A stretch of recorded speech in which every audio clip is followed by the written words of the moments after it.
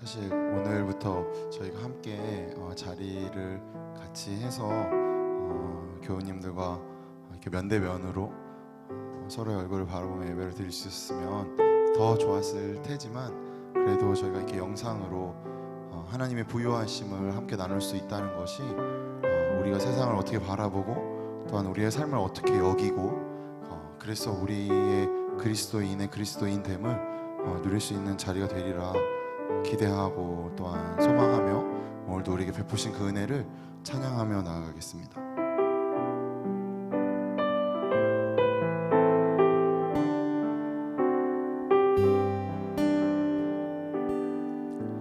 오늘 이곳에 계신 성령님, 우리에게 말씀하시고 우리 가르치소서. 같이 우리 맘 열어주시고 주의 빛으로 밝혀 우리를 인도하소서. 오늘 이곳에 계신 성령님, 우리에게 말씀하시고 우릴 가르치소서. 같이 우리 맘 열어주시고 주의 빛으로 밝혀 우릴 인도하소서.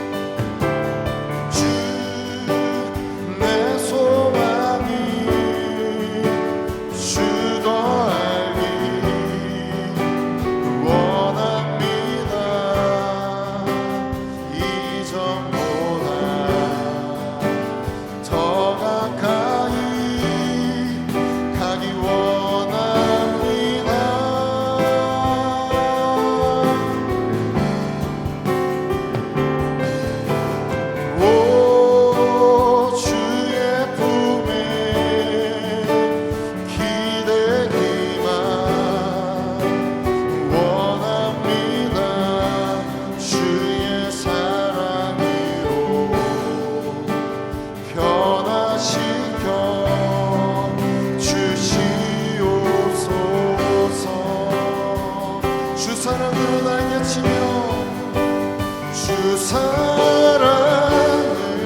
나게 치며 오리게 하소서. 은밀한 곳에 영원히 영원히 거하게 하소서.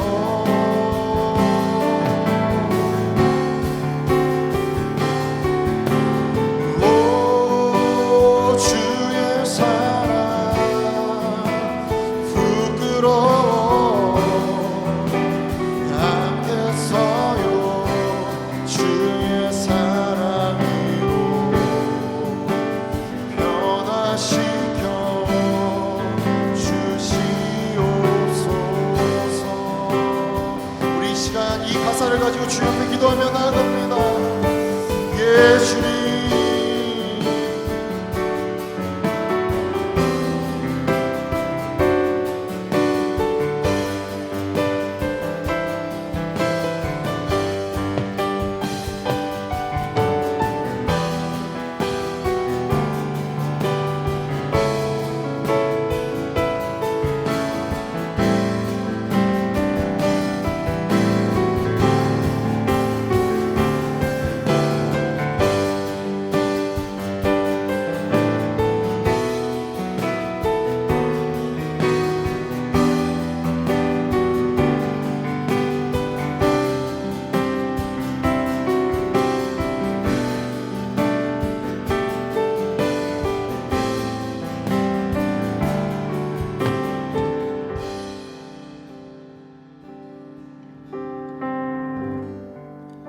하나님의 크신 사랑을 찬양합니다.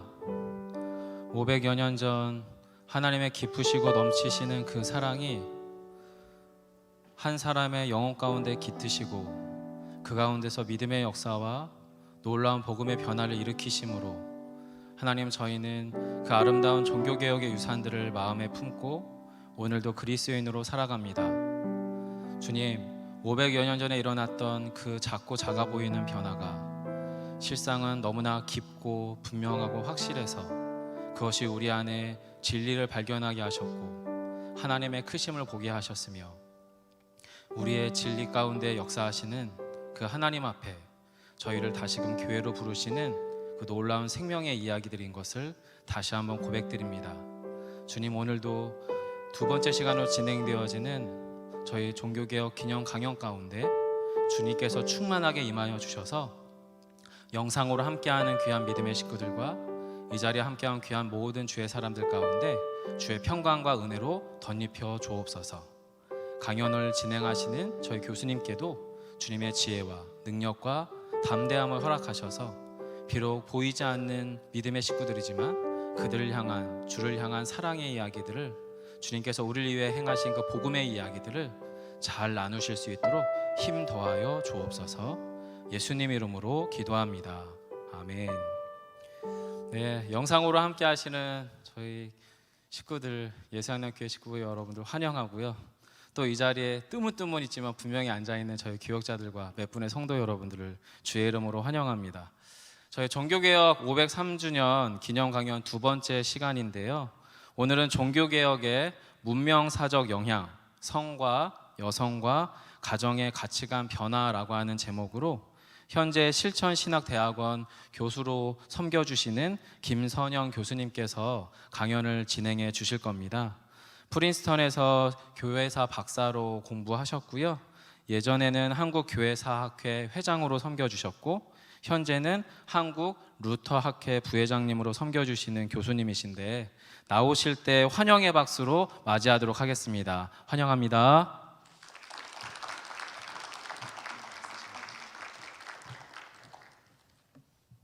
감사합니다. 박수는 안 치셔도 되고요.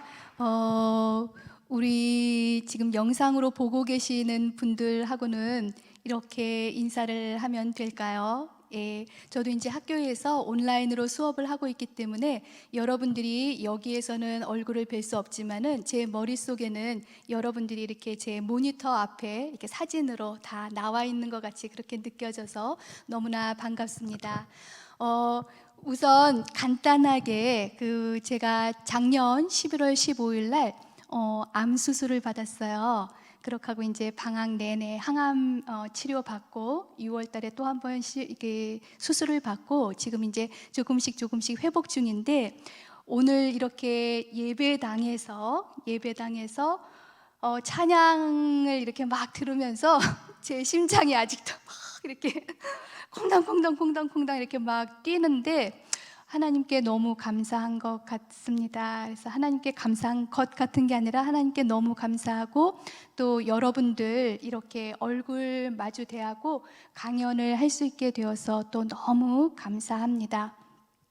그래서 제가 이 머리가 삭발한 상태에서 이제 조금 지금 자라고 있어가지고 이렇게 비닐을 쓰고 있는 거예요. 그래서 양해 부탁드립니다. 괜찮죠? 네, 감사합니다.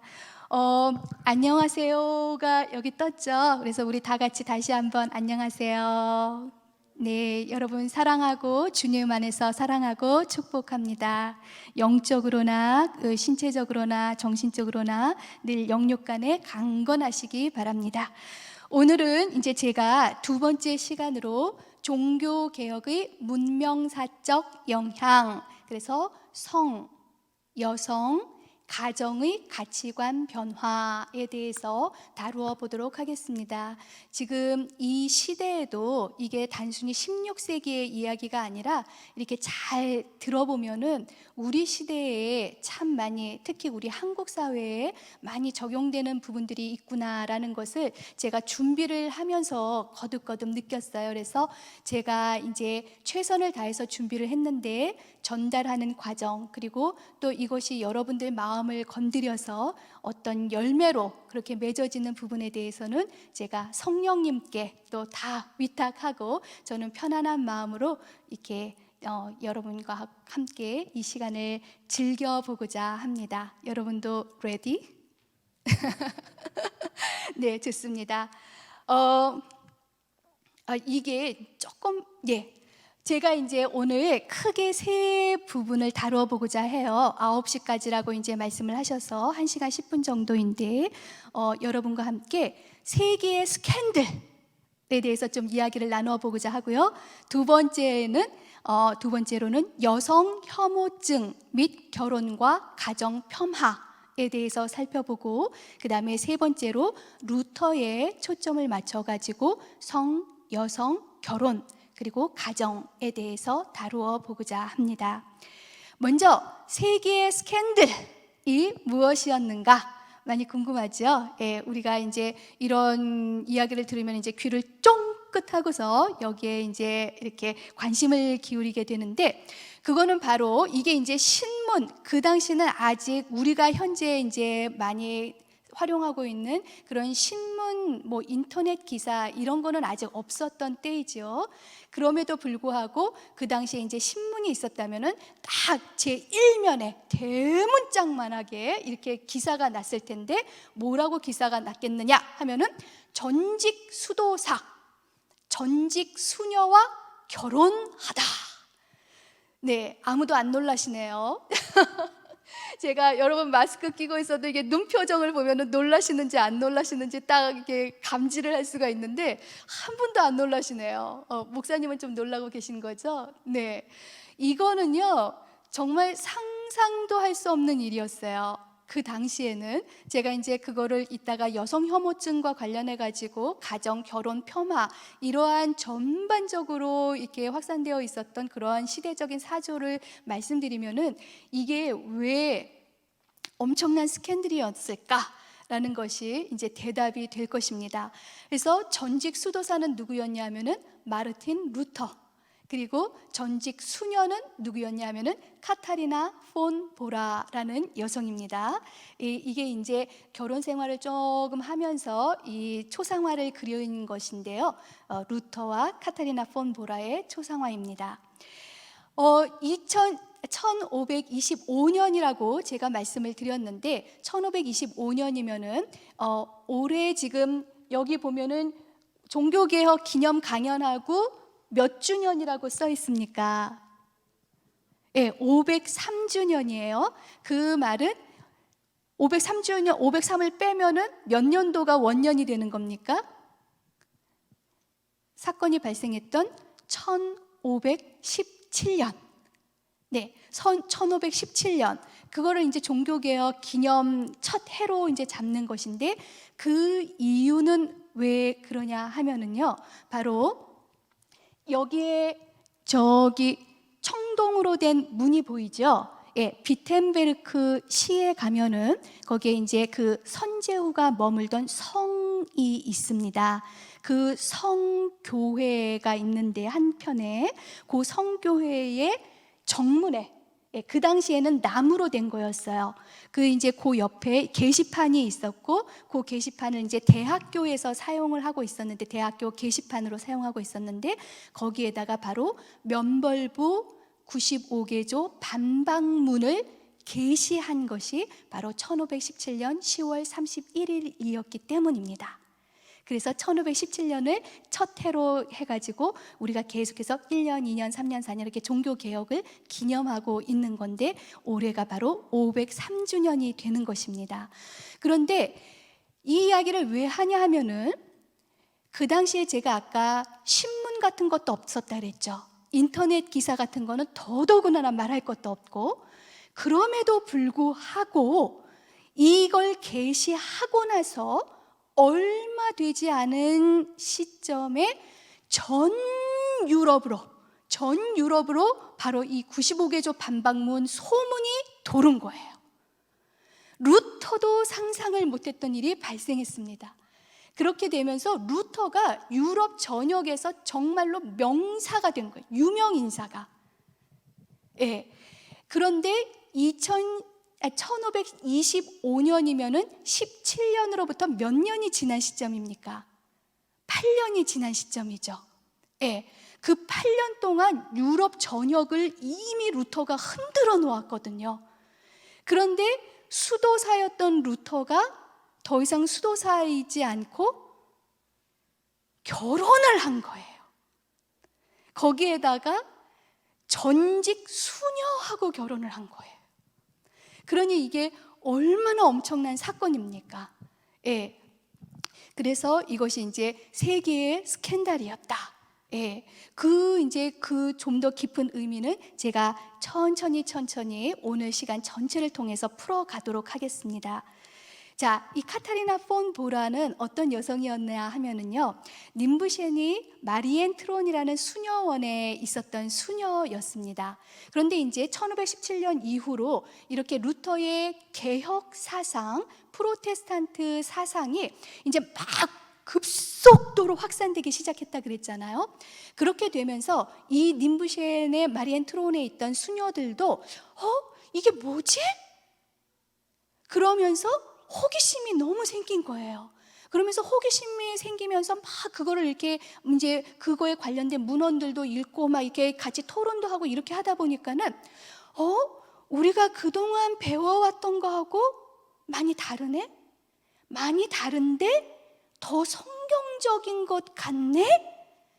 이런 생각이 들면서 수녀로 우리가 굳이 살아야 할 이유가 없지 않은가? 라는 생각을 하면서 루터에게 도움을 요청합니다. 그게 뭐였냐면은 수녀원을 함부로 탈출할 수 없거든요. 그래서 자기네들이 탈출할 수 있도록 도와달라고 루터에게 편지를 보냅니다. 루터는 이제 그 프로테스탄트 개혁을 선도하고 있는 지도자로서 책임 의식을 느끼고 이 수녀들을 갖다가 탈출시킬 방법을 고안을 모색을 합니다. 그때 이제 이 카타리나 폰 보라를 포함해서 11명, 그러니까 포함해서 12명의 수녀가 이제 탈출을 시도하고 있었는데요. 이 루터가 이제 어떤 방법을 생각을 해냈냐 하면은, 이게 공식적으로 하면은 절대로 안 되니까는 그 수녀원의 식당에 이제 정어리죠. 정어리를 이제 배달하는 그 사람한테 부탁을 해가지고 그 정어리 이제 수레에다가 정어리통을 가득 실어가지고서는 거기에 이제 정어리를 다 놓고 그 다음에 몰래 그 정어리통에다가 수녀들을 숨겨가지고 그렇게 해서 수녀들을 탈출을 시킵니다. 그래가지고서는 일단 비텐베르크로 데리고 와요. 예. 그런데 이제 그 수녀들이 어디 뭐 특별히 갈 데가 없잖아요. 근데 수녀라는 것은 독신 서원을 한 사람들이지 않습니까? 예. 근데 이제 우리가 굳이 하나님과 더 가까워지기 위해서 하나님께 영적으로 더 잘난 사람인 것처럼 보이기 위해서 굳이 수녀로 생활할 필요가 없구나라는 것을 루터의 가르침을 통해서 깨달은 거거든요. 예. 그래서 그러면은 이제 우리가 결혼을 통해서 이 결혼이 왜 중요해졌는지 이따가 설명을 드릴 텐데요. 우리가 이제 그럼 결혼을 해서 그렇게 해서 가정 생활을 통해서 하나님께 영광을 돌려드리고 내가 더 영적으로 수련을 받는 그런 삶을 살아야 되겠구나 이런 생각을 갖게 됩니다. 그래서 루터에게 이제 다시 도움을 청해가지고 또 루터의 도움을 받아가지고 한 명, 두 명 또 시집을 가요. 예, 그렇게 해가지고 이제 결혼을 하게 됩니다. 근데 이제 카타리나 폰 보라가 남은 거예요. 근데 카타리나 폰 보라는 처음에 비텐베르크에 왔을 때에 어떤 젊은 남성하고 사랑에 빠지게 됩니다. 둘이 너무너무 뜨겁게 사랑을 했어요.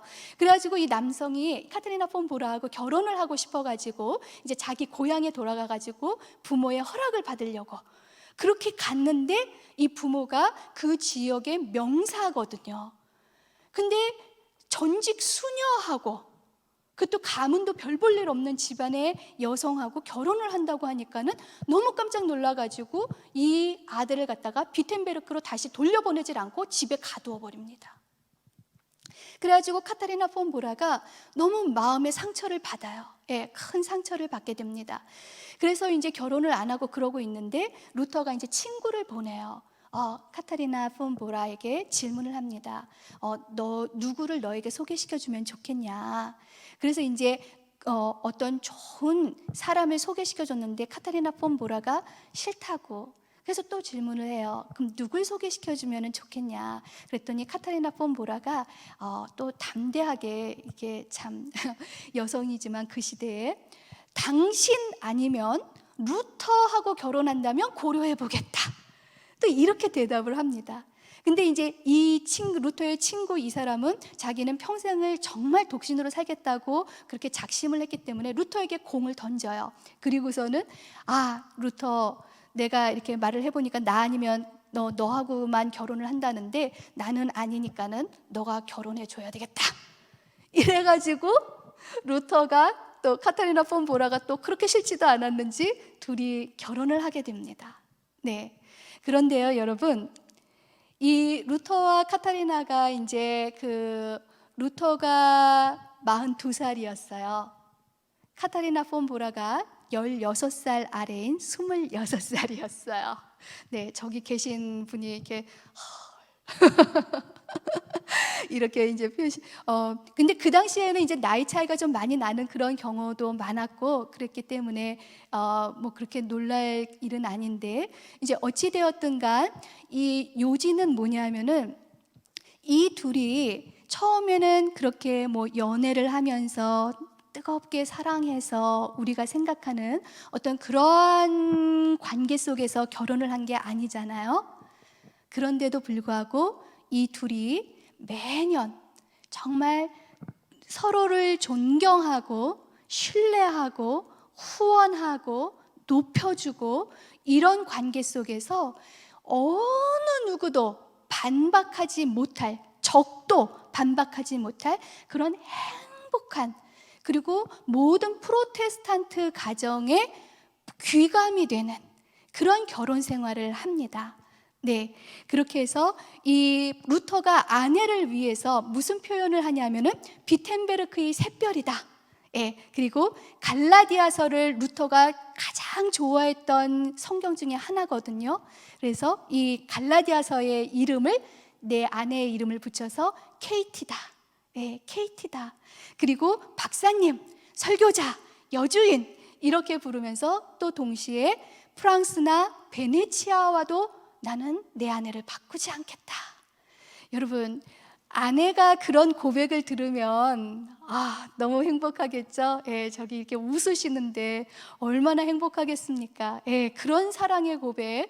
그러면서 자녀를 6명을 낳았어요. 하지만 여러분도 이제 잘 아시는 것처럼 그 당시가 아직 흑사병에, 우리가 지금 이 코로나19로 인해서 굉장히 많은 고통을 겪고 있는데, 사실 이 중세 14세기의 흑사병이 얼마만큼 유럽 사회를 휩쓸고 지나갔는지를 기억해 본다면은 우리는 잘 견디고 있는 겁니다. 너무 이게 물론 다 힘들고 어렵지만 우리보다 더 힘든 때도 있었다는 것을 기억하고 잘 견디면 좋겠어요. 그때의 유럽 사회의 어떤 지역은 80%의 인구가 죽은 경우도 있어요. 예, 그 흑사병 때문에. 근데 이제 그게 한번 휩쓸고 지나가서 완전히 끝나는 게 아니라 또 간헐적으로 이렇게 계속 왔다 갔다 왔다 갔다. 그 와중에 이 시기가 16세기임에도 불구하고 아이를 6명을 낳았는데 2명이 우리가 정확히는 모르지만 아마도 흑사병과 관련되어서 죽지 않았는가. 그래서 사랑스러운 딸 2을 잃습니다. 예, 그때의 루터가 남긴 글들이 있는데 정말로 너무너무 가슴이 아픈 그런 루터의 마음, 그리고 아내를 위로하는 그러한 루터의 모습을 우리가 볼 수가 있어요. 루터의 개혁을 생각하면은 굉장히 루터가 이제 논적들하고 막 욕도 하고 싸움도 하고 이제 그럴 수밖에 없는 상황이죠. 왜냐하면은 중세 로마 가톨릭 교회에서도 루터를 향해서 막 욕하고 뭐 이단자다, 막 너는 이런 말을 했으니까 죽일 놈이다, 막 이런 식으로 공격을 해오니까 어쩔 수 없이 이제 루터도 거친 말로 공박을 하는데, 그런 이미지 때문에 우리가 루터를 굉장히 거센 사람 이렇게 생각을 하는데요. 루터가 남긴 글들을 읽어보면은 얼마나 또 부인을 끔찍히 생각하고 또 자녀들을 사랑하고, 그래서 무슨 이제 소위 지금 말로 하면은 출장 이런 거를 이제 일이 있어서 나가게 되면은 꼭 편지를 써줘요. 예, 아내와 아이들을 위해서 편지를 써주는 이런 자상함과 따뜻함과 섬세함과 사랑이 넘치는 그런 사람이었다라는 것도 여러분들이 꼭 같이 기억해 주시면 너무 좋겠어요. 그래서 여기 계신 남자분들 다 그런 사람이 되면 그런 아내에게 또 가족 자녀들에게 그렇게 해줄 수 있는 그런 사람들이 되면 너무 좋을 것 같아요. 목사님도 그렇게 화이팅! 네, 이 나머지 자녀들이 아주 잘 성장을 합니다. 그리고 사회에 공헌하는 어떤 그런 인물들도 크게 되고요. 여기가 이제 루터가 살았던 곳, 이제 원래는 중세 시대에 아우구스티누스, 어거스틴, 수도회, 수도사들이 살던 곳인데, 선제후가 이제 루터가 유럽에서 워낙 이제 그 유명한 인사가 되니까 이 수도원을 집으로 기증을 해줍니다. 대단하죠? 예, 그래서 이 수도원에서 이제 살았고요. 그 다음에 이제 루터에 관련된 이제 그림들이 많이 남아 있는데 그 중에 하나입니다. 그래서 여기 이제 루터가 그 작곡 작사한 것도 잘 아시죠? 예, 그래서 이 루터가 음악을 굉장히 사랑했어요. 그래서 자기가 스스로 직접 작곡 작사도 하고 이렇게 했는데, 가족들과 함께 음악을 하면서 아이들은 또 이게 노래 부르고 있죠. 예, 뒤에는 이제 친구 동료인 멜라니토니 저기 앉아 있는 모습도 보입니다. 자, 이제 아까 루터가 굉장히 행복한 결혼 생활을 했다, 이렇게 귀감이 되는 결혼 생활을 했다라고 말씀을 드렸는데, 제가 이제 교회사를 가르칠 때에 약간 이제 학생들의 흥미를 이제 이렇게 북돋우기 위해서 무슨 얘기를 해주냐면은 이제 3대 악처가 있다, 소위 3대 악처가 있는데, 예, 그 첫 번째가 이제 소크라테스의 아내이죠. 예, 그 다음에 이제 두 번째가 감리교의 창시자인 존 웨슬리의 아내가 있습니다. 예, 그래서 이제 존 웨슬리의 그 저널 일기를 보면은 그 아내가 좀 더 체구가 컸어요. 그래가지고 이 아내가 어느 날은 친구가 웨슬리의 집을 방문을 했는데, 웨슬리가 이렇게 아내한테 이렇게 잡혀가지고 집어 던져져가지고 테이블의 한 구석에 이렇게 가서 박혀있는 이제 그런 모습도 막 목격을 하고 이런 게 있는데, 그래서 이제 그 다음에 톨스토이의 이제 아내 뭐 그럴 수밖에 없었던 이유가 있었다. 뭐 이제 이런 이야기들도 하지만은 이제 조금 이제 흥미거리로 이야기를 하는 건데, 어찌 되었든 루터는 이런 면에 있어서 카타리나 폰 보라와 정말로 행복한 그런 결혼 생활을 했다. 예, 그래서 그런 면에 있어서 참 복을 받은 남자였다. 그런 걸 기억하시면 좋겠습니다. 자, 이거를 그냥 재미있으라고 여러분께 이야기를 해드린 게 아니에요. 이 세 개의 스캔들 안에 루터가 이렇게 결혼을 한 것은요, 그냥 결혼을 하겠다는 그런 단순한 생각에서 한 게 아니라 그 안에는 굉장히 깊은 프로테스탄트 개혁을 선도하는 자로서의 책임 의식도 그 안에 있었기 때문이에요.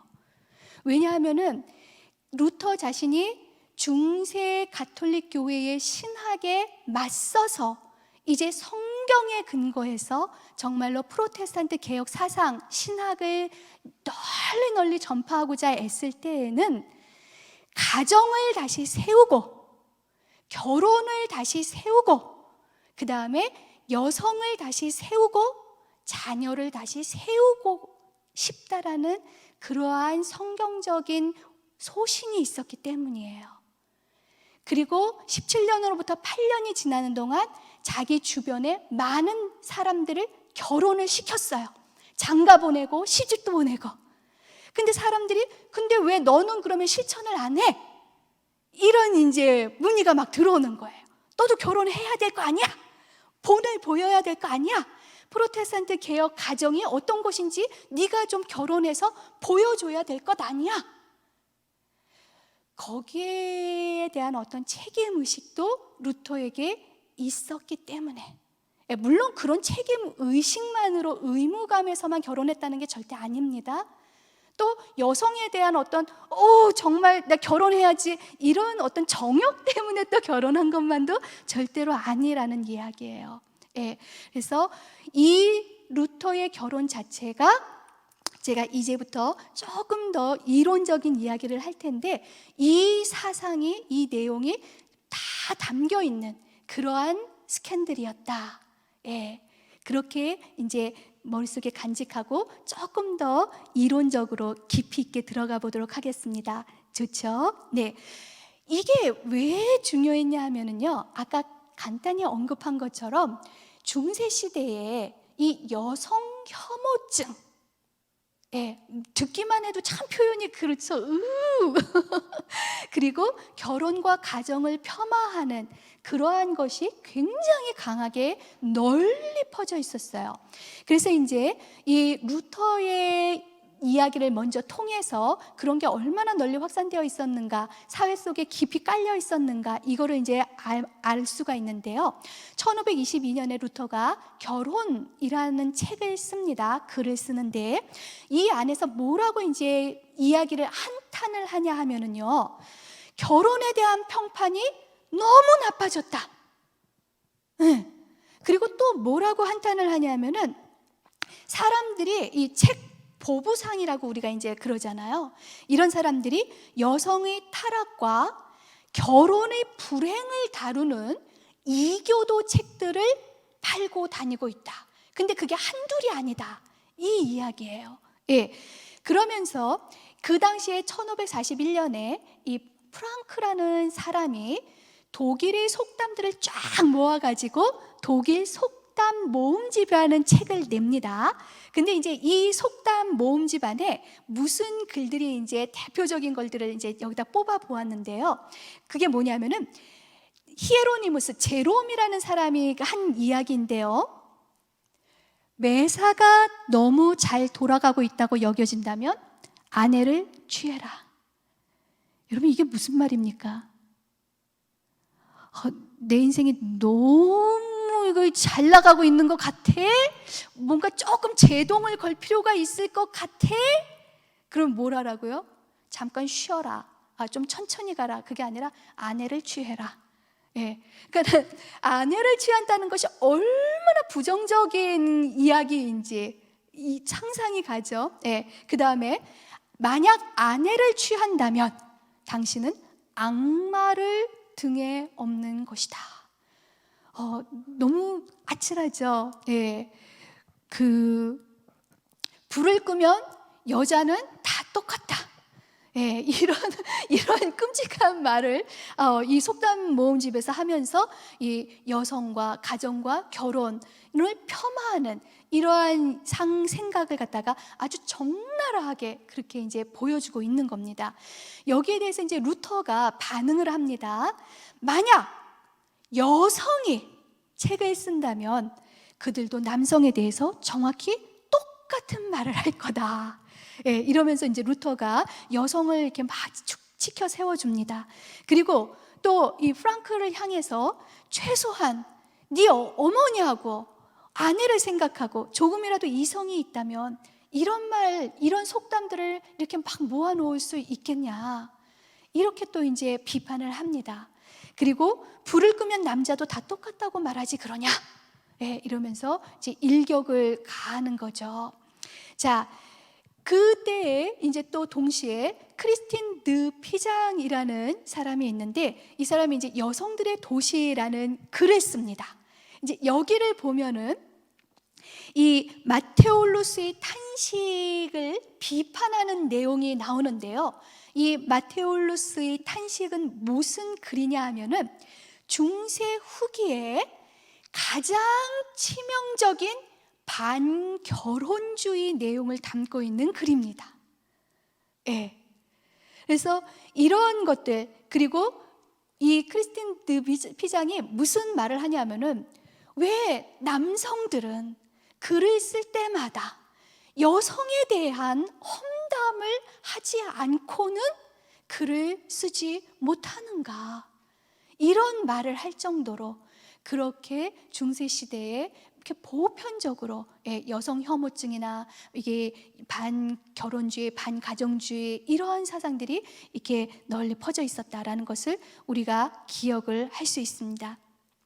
그 다음에 이제 또 한 가지 예를 들자면은 장미와의 사랑 이야기, 이런 글이 있는데 여기를 보아도 여성 혐오증, 반결혼주의 사상, 또 이 안에 인용된 결혼에 대한 황금서라는 글을 보아도 중세의 반결혼주의를 내세우는 그런 사상을 강력하게 그렇게 우리가 볼 수가 있습니다. 자, 여기서 이제 이러한 이야기들과 더불어서 여러분께 조금 더 이제 한 단계 더 깊이 조금 더 깊이 있는 내용으로 들어가겠습니다. 네, 그게 뭐냐 하면은 이런 사상들이 성경에도 소재를 두고 있다는 거예요. 예, 이런 사상들이 그냥 이렇게 무슨 철학이나 문학이나 이런 것에서 그냥 이렇게 나온 것이 아니라 성경도 일정 부분 소재거리가 되었다.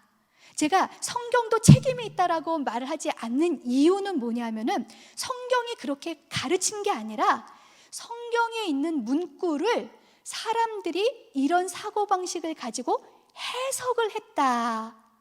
그렇게 해서 가정과 결혼을 폄하하고 여성 혐오주의를 낳게 하는 어떤 그러한 소재거리로 사용했다. 그런 차원에서 제가 이런 말씀을 드리는 겁니다. 그게 차이가 분명히 다르죠. 성경이 그렇게 가르쳤다는 거하고 어떤 일정한 사고방식을 가지고 선입견을 가지고 성경을 그렇게 해석했다라는 거하고는 천지 차예요. 그렇죠? 예, 이게 우리가 굉장히 조심해야 할 부분인데, 성경을 성경 말씀대로 읽어야지 우리의 선입견이나 어떤 사상을 가지고 거기서 성경의 말씀을 갖다가 왜곡해서 내가 주장하고 싶은 바를 위해서 써먹으면 안 되는 거죠. 근데 그런 일이 발생했어요. 예. 그게 뭐냐 하면은 창조 이야기를 창세기를 보면은 창조 이야기가 두 군데 나오죠. 그죠? 아담과 이브의 창조 이야기가 두 군데 나오죠. 예. 그 첫 번째가 바로 1장 27절에 나옵니다. 그다음에 두 번째 이야기가 2장 7절에 나와요. 그래서 이거를 갖다가 이제 우리가 구분하기 위해서 1장 27절에 나오는 인간 창조 이야기를 사제계의 계승이다, 이렇게 이야기를 하고요. 그 다음에 2장 7절에 나오는 인간 창조 이야기는 우리가 야훼계의 전승이다, 이렇게 이야기를 합니다. 예. 그런데 이게 초기 교회로부터 해가지고 중세 교회에 전달된 내용은 뭐냐면은 바로 야훼의 전승이에요. 첫 번째 게 아니라 두 번째 것입니다.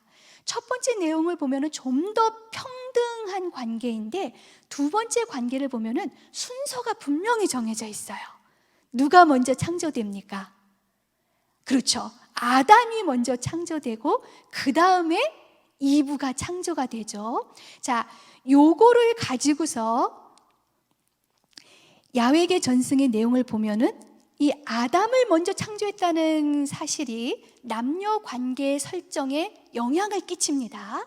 그리고 여자는 남자로부터 파생된 존재다. 그래서 여성이 남성에 비해서 2차적이고 부수적이고 보충적 존재다. 이렇게 이제 해석을 하는 거예요. 그리고 거기에 가치까지 덧붙여서 열등하다, 품질이 떨어진다, 가증스럽다, 비뚤어진 존재다. 이렇게 이제 여성과 남성을 차별을 두고서 해석을 하기 시작한 겁니다. 근데 여기에 결정적인 영향을 끼친 사람이 누구냐 하면은 바로 주전, 주후, 고 경계선상에서 살았던 필론이라는 인물입니다. 근데 그 시대는요, 여러분, 플라톤 사상이 강력한 영향을 끼치고 있던 시대예요. 플라톤 철학이라고 많이 들어보셨죠? 예, 다 아시잖아요. 그런데 이 플라톤 사상의 핵심이 뭐냐면은 이원론적 사고입니다. 이것만 기억해 두시면 돼요. 이원론이라는 게 뭐냐면, 여러분 플라톤 하면은 이데아 다 우리 배웠었죠. 예, 동굴의 우상. 그렇게 해서 이 이데아, 그리고 이 물질 세계, 이거를 완전히 아주 그냥 쫙 갈라놓고서 이 정신세계, 순수 정신세계, 순수 영의 세계, 이데아의 세계는 정말 이게 우월한 거고, 이게 깨끗한 거고, 이게 선한 거다. 그리고 이 물질 세계는 뭐다? 이거는 더럽고 열등하고 악한 세계다. 이렇게 이제 구분을 하는 이원론적 사고가 플라톤적인 철학 사상의 근간을 이루고 있는데요. 이거를 갖다가 이 플라톤적인 사상을 성경 해석에 적용을 시킨 거예요. 그렇게 하고서 그 인간 창조에다가 적용을 시켜서 남성은 어느 쪽? 위에, 여성은 아래. 이렇게 딱 극대비를 시킨 겁니다. 그래서 남성은 정신을 상징하고 여성은 지각, 감각 세계를 상징한다. 그래서 요게 이제 같이 한번 짜자자자 속으로 읽어볼까요? 남성은 지성, 이성, 이성적, 자기 통제가 가능하고 질서, 능동, 공적인 사람이다. 여성은 몸, 감정적이고 비이성적이고 정욕적이고 무질서하고 수동적이고 사적인 존재다. 네, 그래서 우리가 왜 아직까지도 여자들은 참 그냥 감정의 기복이 그냥 막 이랬다 저랬다 막 이런 이야기 막 하고, 그냥 무슨 말 한마디 하면은 그냥 막 웃었다가 말 한마디 하면 또 그냥 막 울었다가 드라마 보면서 찔찔찔찔찔 막 짠다 뭐 이러면서 남편들이 막 이렇게 하잖아요. 근데 또 이제 주변에서 제 나이 또래 이렇게 분들 이야기를 들어보면은 남성이 45세가 넘어가면 드라마 보면서 같이 운다 그러더라고요. 예. 기대하시기 바랍니다. 네. 근데 여하튼간 이런 편견을, 이게 남성이건 여성이건 그냥 사람마다 다르다, 사람마다 이런 성격이 좀 나타날 수 있다, 이게 아니라 남성은 이렇게, 여성은 이렇게 전형화를 시켜 놓은 거예요. 이게 이제 문제가 된 것이죠. 예. 그래서 이러한 플라톤의 철학 사상을 가지고 성경을 해석한 것이 그리스도교 신학 안에서 여성에 대한 온갖 부정적인 편견과 선입견과 오해, 이러한 것을 낳게 된 것입니다. 그리고 오감을 통해서 심지어 이 사탄이 사람에게 접근을 하는데 남자한테는 단도직입적으로 접근하지 못한다는 거예요. 왜? 남자는 정신 세계에 속하기 때문에, 순수 영의 세계에 속하기 때문에, 순수 선이기 때문에. 그래서 남자 옆에 붙어 있는 여자를 통해서 남자에게 접근한다는 거예요, 악마가. 왜? 여자는 몸, 아까 보셨죠? 육, 감정, 막 쉽게 감정이 막 변하고 쉽게 믿고 막 이런 성질이 있기 때문에, 그런 성격이 있기 때문에 악마가 쉽게 들어온다는 거예요. 그래서 이 여성을 통해서 남자에게 접근한다.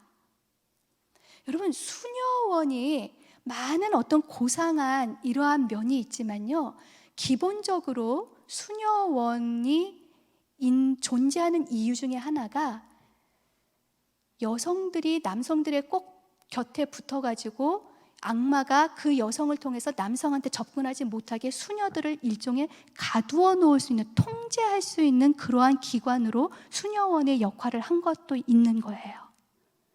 이해가 되시죠? 예.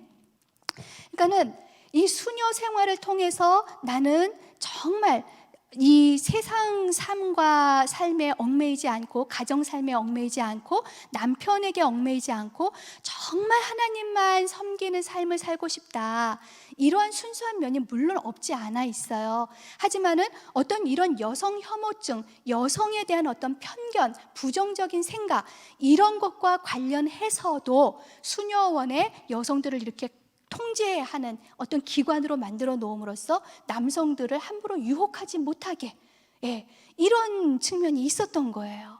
자, 이런 감각은 믿을 것이 못 된다. 그래서 여성에 대한 불신을 조성하고, 그 다음에 이 여성들은 남성을 타락의 길로 끌어내린다. 악마의 접근 수단이 됨으로써, 그리고 영 또는 영혼의 도덕적 청렴을 오염시킨다. 순수 영의 세계로 돌아가는 해방을 막는다. 이렇게 여성을 갖다가 막 폄하하고 비하하는 이런 말들을 거침없이 막 한 것입니다. 자, 여기에 대해서 이제 마지막, 오늘 강연의 마지막 부분입니다. 루터가 세상에 성경 어디를 봐도 그런 얘기가 있냐, 이렇게, 그런 이원론적인 사고방식은 철학 사상이지 성경이 말하고 있는 사상이 절대로 아니다, 이렇게 하면서 결혼과 가정과, 그러니까 우리 첫 제목처럼 성, 여성, 가정, 결혼을 성경의 말씀에 입각해서 재정립을 해주는 거예요. 그런데 이게 여러분, 그 종교개혁의 이 제목, 큰 제목이, 오늘 저의 강연의 큰 제목이 종교개혁의 문명사적 영향이잖아요. 이게 루터가 이런, 이제 앞으로 제가 여러분하고 같이 나눌 이야기를 한 것이 단순히 교회 안에만 영향을 끼친 게 아닌 거예요. 이게 인류 전체에 영향을 끼친 결과를 낳은 거예요. 그래서 우리가 종교개혁을, 저는 사실은 그 종교개혁이라는 용어 대신에 프로테스탄트 개혁이라고 번역을 해야 정확한 번역이다라고 이제 계속해서 가르치고 다니는데요.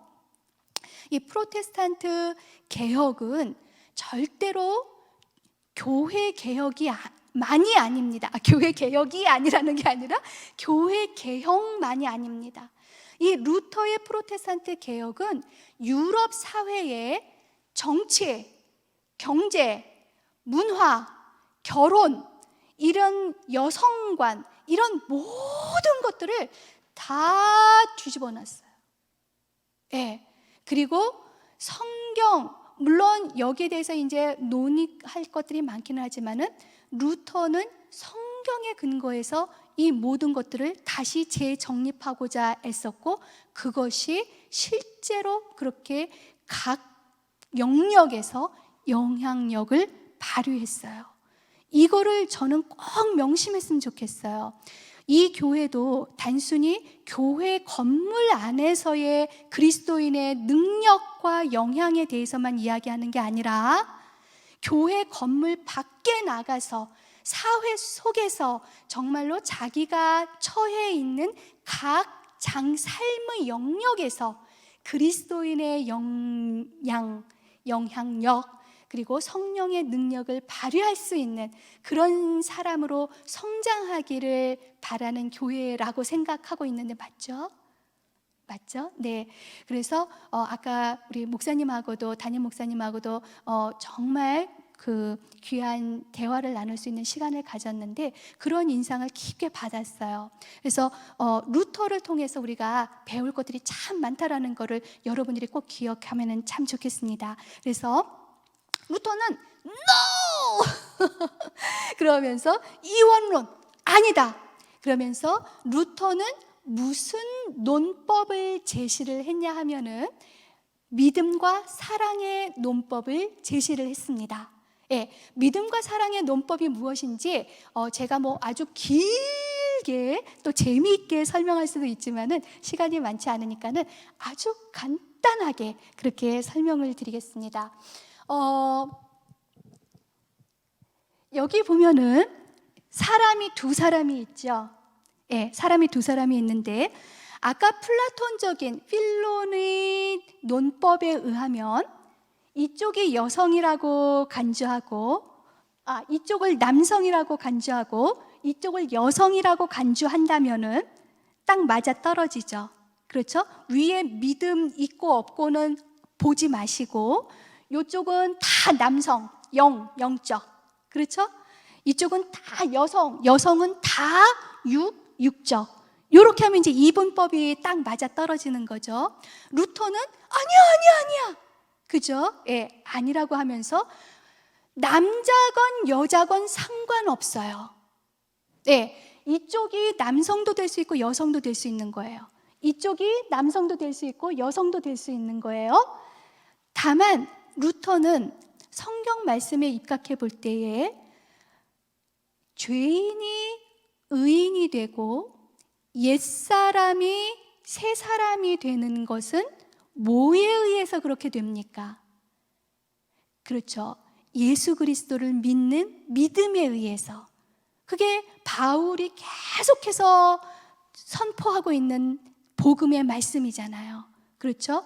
우리의 행위로가 아니라 그리고 나의 사람 됨됨이 내가 여성이냐 남성이냐 이거 전혀 상관없이 내가 사회에서 높은 지위를 가지고 있든 낮은 지위를 가지고 있든 주인이든 종이든 남자든 여자든 노인이든 아이든 아무 상관없이 예수 그리스도를 믿는 믿음을 가지고 있으면 죄인에서 의인으로 육적인 사람에서 영적인 사람으로 그렇죠? 그리고 옛사람에서 새사람으로 변화된다 라고 이야기를 하고 있는 거예요. 그래서 루터는 그 말씀에 입각해서 남성이든 여성이든 상관없다. 믿음이 있으면 그 사람이야말로 하나님 앞에서 다 영이고 영적인 사람이다. 하지만 아직 불신자이고 하나님을 섬기지 않고 우상 숭배를 하고 있는 자라면은 여전히 남자건 여자건 상관없이 육이고 육에 속한 자이고 육적인 존재다. 이렇게 이야기를 하고 있는 겁니다. 아까 이분법적인 사고방식과는 남성과 여성을 보는 눈이 완전히 다르죠? 이렇게 함으로써 이것 자체가 이러한 성경적 신학적 해석 자체가 여성을 보는 관점을 완전히 바꿔버린 거예요. 자, 그러면서 아까 믿음과 사랑의 논법이라고 말씀을 드렸는데 이렇게 믿음으로 이제 옛사람이 새사람이 되고 죄인이 의인이 됐고 그 다음에 육에 바울이 말했던 육에 속한 자냐 영에 속한 자냐 이 구분법을 적용시켰을 때에 그렇게 해서 새사람이 된 사람 영에 속한 자가 된 사람 영적인 사람이 된 사람 이런 사람은 열매를 맺게 되어 있다. 그게 바로 뭐냐? 믿음의 열매인 사랑이다. 이렇게 루터가 표현을 합니다. 그래서 저는 이제 루터를 믿음과 사랑의 신학자다. 우리가 보통 루터를 이야기할 때 믿음으로 의롭게 된다. 그래서 루터를 말할 때 믿음의 신학자다 이렇게만 말을 하고, 그래서 루터는 사랑이라는 측면을 굉장히 소홀히 했다. 선행이라는 측면을, 윤리적인 측면, 사회 참여적인 측면을 굉장히 소홀히 했다. 이런 이야기들을 많이 하는데, 그거는 루터의 책을 직접 읽어보지 않으신 분들이 그렇게 말을 하는 겁니다. 예. 제가 조금 약간 극단적으로 이야기를 하는데요, 2차 문헌만 읽으면 안 돼요. 그래서 꼭 루터가 직접 한 말이 무엇인가, 루터가 직접 쓴 글을 읽어보면은요, 루터는 절대로 그렇게 가르치지 않습니다. 예, 그래서 여러분, 우리가 그래서 루터가 굉장히 좋아하는 비유 중에 하나가 뭐냐면은, 정말 건강한 사과 나무가 있어요. 예, 건강한 사과 나무가 있으면은 이게 때에 따라서 사과 열매를 맺는 게 당연합니까? 안 당연합니까? 당연한 거예요. 예. 그런데 여러분, 사과 열매를 10,000개를 모아다가 사과 나무 모양을 만들어 놓는다고 해서 거기서 사과 열매가 맺힙니까? 사과 열매들을 모아가지고 나무 모양을 만들었어요. 사과 나무 모양을. 그런다고 거기에서 사과 열매가 맺힙니까? 절대 안 맺히죠. 이게 무슨 말이냐 하면은, 내가 선행을, 의로운 행위를, 거룩한 행위를 많이 한다고 해서 거룩한 사람이 되느냐? 의로운 사람이 되느냐? 죄인에서 의인이 되느냐? 옛사람을 벗어버리고 새 사람이 되느냐? 그게 성경적 논법이 아니라는 거예요. 그거는 아리스토텔레스라는 또 다른 철학자의 논법이라는 거예요. 성경은 가르쳐 주기를 존재가 먼저 변해야 된다는 거예요. 네. 하나님이 먼저 나라는 죄인을 하나님의 은혜로, 그리고 그거를 받아들이는 나의 믿음으로, 내 존재를 죄인에서 의인으로, 옛사람에서 새사람으로, 거룩하지 못한 자에서 거룩한 자로, 불의한 자에서 의인으로 바꿔주시면, 그러면은 나에게서 뭐가 열린다? 열매가 열린다. 의로운 행위의 열매, 거룩한 행위의 열매, 사랑의 열매가 맺힌다는 거예요. 이게 성경의 논법이라는 거예요. 그래서 사랑과 믿음이 아니라 믿음과 사랑인 거예요. 믿음으로 내가 먼저 존재가 거듭나면, 변화되면, 회심이라고 부르죠. 예, 그렇게 거듭나면 내 안에 있는 성령님이, 내 안에 있는 그리스도가 나로 하여금 자연스럽게 아름다운 열매들을, 그리스도의 열매들을 맺게 만들어준다는 거예요. 그게 바로 믿음과 사랑의 논법인 겁니다. 그게 남성과 여성으로 이분법적으로 나뉘는 게 아니라 남성이든 여성이든 상관없는 거예요.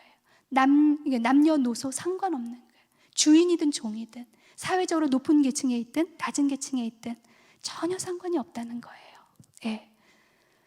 이렇게 이 논법을 통해서 어떤 면에서 이 중세시대에 널리 퍼져 있었던 여성 혐오증, 여성을 폄하하고 비하하는 어떤 그런 사고방식을 갖다가 이렇게 바꾸어주는 그런 역할을 하게 됩니다. 그래서 이제 이 논법을 가지고서 저희가 이제 4장에다가 적용을 시켜서 간단하게 이제 풀어보겠습니다. 자, 첫 번째가 바로 뭐냐면은 수도원 생활과 그 다음에 결혼과 가정 생활. 자, 중세 시대에는 제가 이제 아까 수도사가 되거나 수녀가 되는 많은 이유들이 있는데, 뭐 그걸 여기서 제가 다 이야기하고 싶지는 않고요. 이 시간에 꼭 기억해야 될 부분이 뭐냐 하면은, 중세 시대에는 이렇게 삼각형의 머릿속에 피라미드를 하나 그려 놓으세요. 그 다음에 거기다가 줄을 쫙 그으세요. 그리고 그 선 아래에다가 또 하나의 피라미드를 만들어 놓으세요. 자, 이게 뭐냐 하면은 이 선은 넘을 수 없는 선이에요. 경계선입니다. 자, 그 위에 있는 피라미드는 성직자 조직이에요. 예. 그리고 그 경계선 아래에 있는 거는 성직자가 아닌 일반 성도의 사회입니다.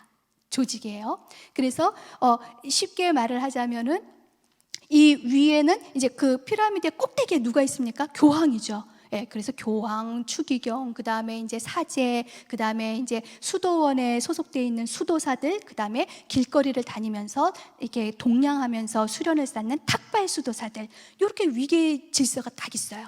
그 다음에 이제 그 경계선상이 있고, 그 다음 경계선이 있고, 그 다음에 그 아래에 일반 성도들, 거기는 이제 왕, 황제, 그 다음에 이제 뭐 귀족, 그 다음에 기사, 그 다음에 농민, 뭐 노예, 이렇게 이제 또 쭉 그 계층이 만들어지겠죠. 근데 그거를 자세하게 기억할 필요는 없고, 중요한 건 뭐냐면은 요 경계선을 중심으로 해서 위에 있는 성직자 계급이 영적 영역에 속한 자들이다.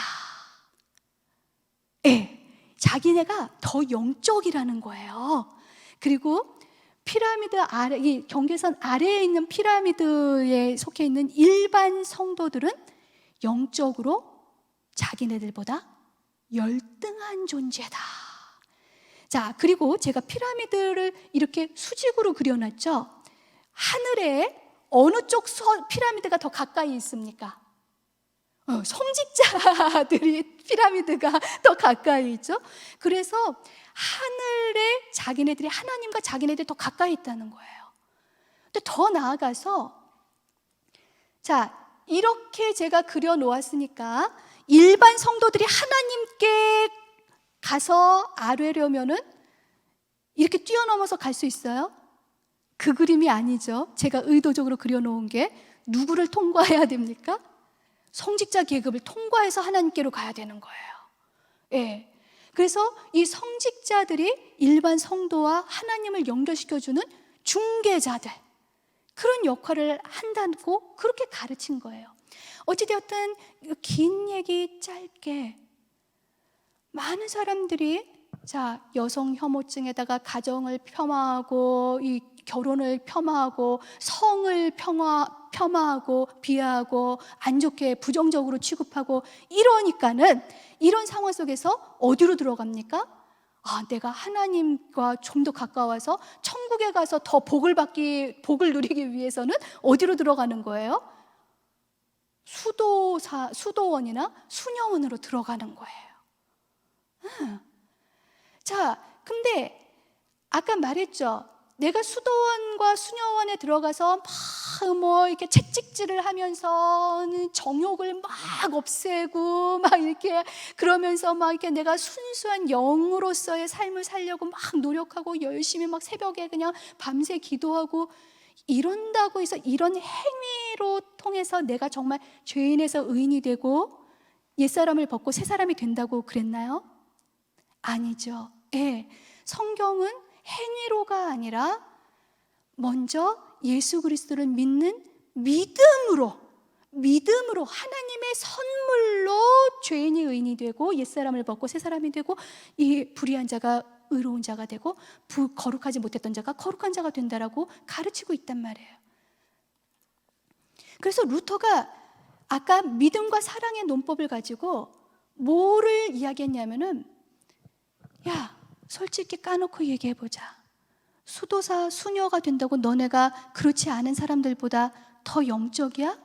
너희가 하나님과 정말 더 가까이 있어? 너네가 정말 더 영적이야? 아니지 않지 않아? 여러분, 우리가 영화 같은 거 이렇게 이런 거 연극 같은 거 보면은 예전 중세 시대의 수녀원에서 이렇게 수녀원 건물이 있으면 거기서 조금 떨어진 곳에 있는 우물을 파보면 거기서 이 태아들 뼈가 그냥 막 수백 구가 넘게 나온다는 그런 이야기들도 많이 들었죠. 예. 너네들이 정말 영적인 삶 살고 있어? 정말 정욕을 자제할 수 있는 삶을 살고 있어? 아니잖아. 이걸 말하고 있는 거예요, 루터가. 너네가 선행을 한다고 하면 하나님 보시기에 얼마나 제대로 된 선행을 하고 있다라고 생각해? 너네 그걸 고행이라 그러죠. 고행. 예, 고행을 통해서 너네가 정말 죄인에서 의인이 될 수 있다고 생각해? 옛사람이 껍질을 탈피해서 정말 새 사람으로 거듭날 수 있다라고 생각해? 성경은 그렇게 가르치지 않아. 예수님을 믿어야지. 예수님이 십자가에서 우리 죄를 다 지셨고 돌아가셨다가 부활하셨잖아. 그 예수님을 붙잡고 내 마음속에 모시고 사는 거지, 내가 막 고행하고 내가 온갖 종류의 선행을 한다고 해서 변화되는 거 아니잖아. 너네들이 그 한계를 이미 잘 알고 있잖아. 그래서 이 아이들 이 시체를 봐라, 이렇게 말하고 있는 거예요. 그러면서 뭐라 그러냐면은, 가정은 너희들이 정말 세속 영역이라고 그렇게 말을 하면서 폄하하고 있고 비하하고 있지만은, 창세기를 봐라. 아담과 이브를 딱 창조하시면서 짝 지워주신 게 가정을 하나님이 먼저 세워주신 거 아니냐. 가정을 하나님께서 제일 먼저 세우시지 않았냐. 가정이라는 게 하나님의 섭니다. 하나님이 제정하신 거다. 얼마나 귀한 거냐. 그리고 정말 예수 그리스도를 믿는 믿음으로 변화된 아빠와 엄마가, 여러분, 자식 농사가 제일 힘든 농사라고 그러지 않습니까? 예, 저도 주변을 보면은 참 자식이 내 맘대로 안 되는 거를 제가 너무 주변에서 많이 보는데, 그게 고행이다. 왜 수도원에 들어가가지고 세상하고 뭐 떨어져서 너네가 더 영적인 순수한 영적인 삶을 산다고 하는데, 그거 다 죄송합니다, 헛소리다. 너네가 정말 하나님께서 너희에게 주신 이 가정 안에서 정말 부부관계 힘들고 자녀와의 관계 힘들고, 근데 그거를 하나님께 의탁하고 하나님께 맡기면서 하나님께서 나에게 주신 사람, 하나님께서 나에게 주신 아이들, 이렇게 생각하고서 그들을 위해서 정말 피눈물 나게 기도하고, 뭔가 내가 정말 제대로 올바르게 신앙 안에서 성장할 수 있도록 내가 이렇게 기도하면서 성령의 능력을 받아서 도와주고, 이게 고행이다. 근데 그게 뭐다? 그걸 통해서 내가 의롭게 되려고 구원받으려고 하는 행위가 아니라 믿음으로 그리스도인이 된 자로서 맺는 열매라는 것이죠. 근데 그 열매가 없으면은 그 사람은 제대로 된 그리스도인인가? 라고 우리가 질문해 볼 수 있다는 거예요. 왜? 열매가 안 맺히면, 여러분 화분 가꾸는 거 얼마나 좋아하시는지 모르겠지만은, 열매가 안 맺히면 어머, 얘가 조금 뭐가 잘못됐나? 뿌리가 뭐가 좀 안 좋나? 뭐 흙을 갈아줘야 되나? 햇빛을 제대로 못 받고 있나? 물이 부족한가? 이렇게 생각하잖아요. 그게 상식이잖아요. 그리스도인으로서의 열매가 맺히지 않으면, 이게 지금 내가 혼자 자기 기만적으로 내가 그리스도인이라고 생각하고 있는 건가? 라는 질문을 던져볼 수 있다는 거예요. 예. 물론 거기서 막 좌절하고 내가 믿는 사람이 아닌가 보다 이렇게 하고 그러라는 게 아니라, 한번 자기를 자성해 보는 거예요. 자신의 신앙을 한번 점검해 보는 겁니다. 예. 그래서 이 야고보서에서도 행위가 없는 믿음은 죽은 믿음이다. 열매가 안 맺히는 나무는 죽은 나무이거나 지금 뭔가 문제가 있는 나무라는 신호잖아요. 예, 그 얘기를 하고 있는 거예요. 자, 그렇게 해서 수도원 생활, 수녀원 생활, 그리고 거기에 열등하고 비하된 어떤 가정과 결혼 생활, 이거를 완전히 바꾸어 놓았죠. 예. 자, 그 다음에 또 있습니다. 자, 그래서 이 수도원, 수녀원은 더 육적이다. 너희가 지금 하고 있는 행동을 봐라. 그리고 가정과 결혼이 진정 더 영적인 장이다. 예, 믿음의 수련을 받는 장소다. 이렇게 말을 합니다. 자, 그 다음에 성에 대해서도 여러분 이제 조금 제가 뭐 얼굴도 조금 붉힐 수 있고 이렇지만은 뭐 우리 다 나이가 있는 사람들이잖아요. 저쪽은 좀 젊어 보이시는데 네, 그래도 뭐 쑥스럽지 않죠? 요즘은 뭐 초등학교 때 교사들이 놀랄 정도로 교과서에 성 이야기가 더 노골적이라고 뭐 그런 뉴스도 보았는데, 자, 루터가 이렇게 말합니다. 성적 욕구는 물 마시고 갈증이 나면 물 마시고 싶고 배가 고프면 밥 먹고 싶고 이런 자연스러운 하나님이 주신 자연스러운 욕구다. 이렇게 말을 해요. 그걸 자꾸만 비정상적이고 자연스럽지 못한 것으로 자꾸 이렇게 억누르고 막 정욕은 제어해야 되고 막 채찍질을 해서 막 등에서 피가 날 정도로 막 이렇게 해야 될 그런 고행을 하면서 정욕을 억제해야 하려고 하니까는 오히려 그게 잘못된 방향으로 분출이 되고, 그래서 이렇게 막 수녀원에서 막 애기들 뼈가 막 그냥 수백 구가 막 나오고 이런 현상이 벌어지는 거 아니냐. 그러니까는 그렇다고 독신의 은사를 부인하는 게 아니에요. 바울이 말한 것처럼 너가 정말 독신의 은사가 있다라고 확신이 들면 그렇게 살아라. 오케이. 하지만 대부분의 사람이 그런 은사를 타고나지 않았다는 거예요. 예, 하나님께서는 창조 때부터 남자와 여자를 짝지어 주셔서 한 몸이 되게 하시지 않았냐. 그러니까는 이 성적인 욕구를 자연스럽게 받아들여라.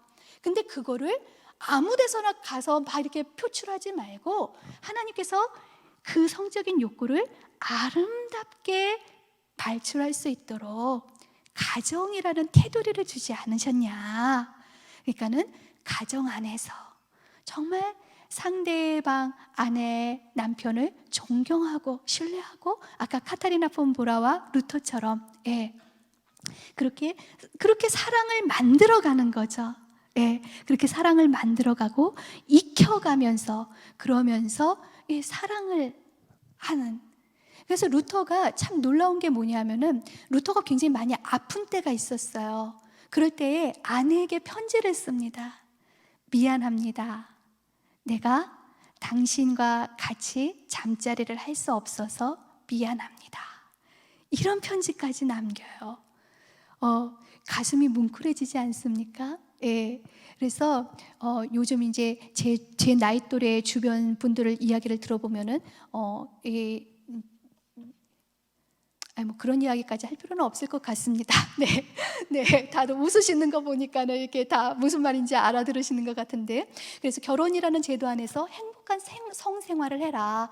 그리고 그렇지 못할 경우에는 오히려 잘못된 분출구를 찾게 되고 그렇게 되면은 가정도 파탄이 나고 사회도 파탄이 난다. 이제 이런 이야기를 하고 있습니다. 그래서 여성은 아까 제가 이제 수녀원의 어떤 고귀한 면도 있지만은 또 한편으로는 여성에 대한 이런 남성에게 악마가 접근할 수 있는 어떤 그런 통로, 이런 식으로 생각함으로써 수녀원에 이게 여성들을 이렇게 가두어 놓는 어떤 그런 통제 기능도 있다고 말씀을 드렸는데, 그런 면에 있어서 여성은 이렇게 길 가면서 쳐다보면 안 돼. 쳐다보면 안 되고 이렇게 눈을 피하면서 이게 다녀야 되는 거예요. 안 그러면은 그 여성을 통해서 악마의 유혹을 받는다고 생각을 하기 때문에. 그런데 그게 아니라 여성은 이렇게 잘 봐라. 하나님이 이렇게 보내주는 짝일지도 모른다.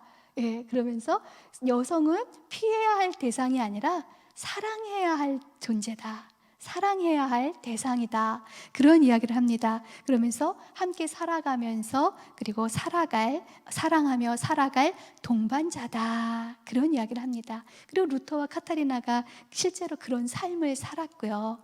자, 그 다음에 이제 남편과 아내, 이제 막바지를 향해서 치달아가고 있습니다.